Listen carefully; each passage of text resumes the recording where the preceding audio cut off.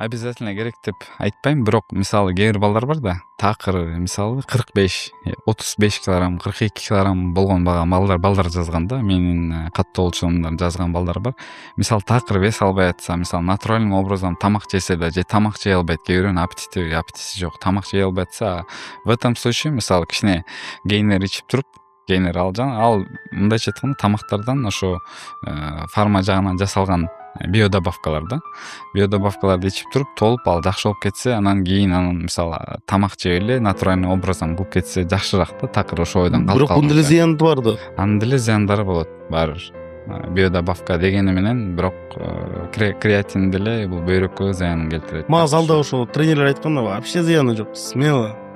Жок, анда зыяны жок болсо кандай? Анда тамак жеп эле анда ошолор деле иче бербейт белек, баарыбыз эле. Ошондой эле да. Сиз өзүңүз колдонбойсуз? Жок, мен ал эч кандай колдонуп эметпейм, ичпейм эч кандай. Лучше колдонбогон эле жакшыбы? Колдонбой эле өзүң үчүн кылганың жакшы да. Эми только на вид кылбай эле өзүңдүн ден чыңдап, бүт баары өзүң үчүн кылса жакшыраак деп ойлойм да. Жөн эле на вид үчүн шишип жүрө бергенден көрө ошондой туура көрөм да.